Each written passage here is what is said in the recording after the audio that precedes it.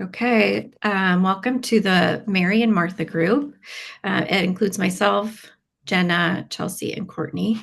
And it includes Luke 10:38 through 42.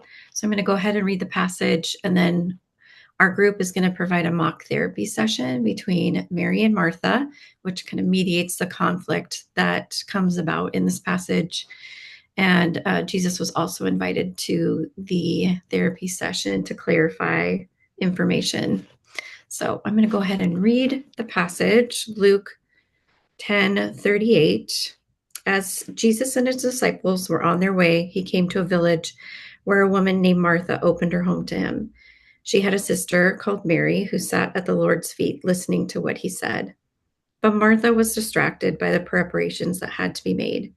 She came to him and asked, Lord, don't you care that my sister has left me to do all the work by myself? Tell her to help me. Martha, Martha, the Lord answered, you are worried and upset about many things, but only one thing is needed. Mary has chosen what is better, and it will not be taken from her. So, Martha, I know the last time we met at the end of the session, you mentioned that you wanted to bring up a particular event that occurred between you and your sister that has left you with unresolved feelings that are contributing to a challenging relationship. And today we have someone new joining us. Jesus, thank you for being here as a guest in Mary and Martha's therapy session. Martha, I'd love to hear more from you about what happened. Sure. As you know, Jesus and his many followers stay at our house when they come into town. We host them by providing a place of rest, meals, etc. That can be a really big job to coordinate everything and meet the needs of everyone there. Being the oldest, most of the responsibility falls on me. And this particular time has left me feeling super frustrated. Hmm. Can you tell me more about this particular evening at your house when Jesus and his disciples visited? Yeah.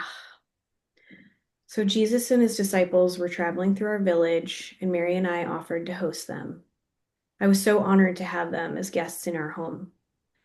I spent most of the day preparing a special meal to feed everyone. I got up early to go to the market to get fresh fish. Then I made extra loaves of bread and let it proof for several hours. The extra bread was then traded for the best wine in town, fermented in my neighbor's cellar. And then, of course, I had to invite them for dinner too. And then I felt like by noon, I had been all over the village grabbing food and supplies for this special dinner. I just really wanted Jesus to feel like a guest of honor. Mary helped a little bit in the morning, but once Jesus arrived, she was totally useless.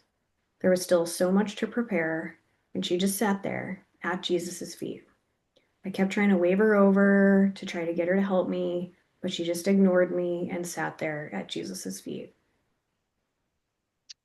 Sounds like you've been working really hard to prepare things for Jesus' visit. That sounds difficult. Mary, what do you want to respond to Martha?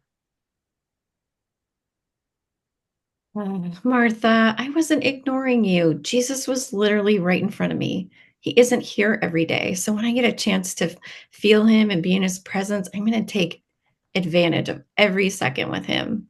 I got to sit at his feet. I got to feel his skin and his clothes. I saw his heart beating through his neck. I saw the dirt under his fingernails and the folds of his knuckles. I smelled him. I smelled him, and he smelled just like Lazarus. I know what the Messiah smells like. He looked into my eyes, and I saw the marbled color in his irises. He even sneezed. I got to see that our Messiah sneezes. Yeah, I get that, Mary. That's exactly why I wanted the day to be special for him. I needed your help, but all the responsibility always falls on me. Martha, do you want to share a bit more about the role you play in your family? Well, our family isn't exactly traditional. People assume our brother Lazarus would be the head of the household, but that's not really how it works for us. The home is mine and under my care, and women don't usually hold that kind of responsibility in our world. Maybe it's birth order, maybe it's competence, but someone had to manage things, and I've always been the one who steps up, organizes, and keeps things running. So you've been functioning as the oldest, carrying the structure, the expectations, managing things in a world where this is typically handled by a man. Exactly. And that's part of why Mary's choices feel confusing, even frustrating to me. She doesn't always follow what our society says a woman should do. When Jesus came over, she sat at his feet, listening, learning, basically taking the posture of a disciple. That's something that men usually do. Meanwhile, all the hosting falls to me, and that role is so deeply ingrained in me that it feels totally non negotiable. Hmm. So would you say there's a tension between the roles society places on you, the responsibilities that you feel you must carry, and the freedom that Mary claims by stepping outside those expectations? Mm-hmm. Yeah. So Mary, after hearing what Martha has shared, what do you think about all of this? Martha, that makes me feel sad. I never realized how much falls to you. Being with Jesus was just so important to me. When he was here, I just forgot about everything there was to do. I'm sorry. I wish I could have sat at his feet too. But what hurt me the most was that when I tried to get Jesus to intervene, he just chose your side.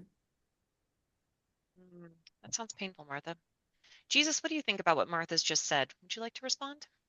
Yeah, Martha, I just want you to know that I did not choose Mary's side. I noticed how overwhelmed and anxious you'd become about all the details around dinner. I didn't need all the fuss. I really just wanted to be with you. Yeah, I know that, but someone had to prepare the meal. How else were we going to eat? Martha, just as I had said previously, you'd become distracted and overwhelmed about many things that just were not important. It would have been okay if the meal wasn't perfect. Mary, she chose what was better, and this won't be taken from her.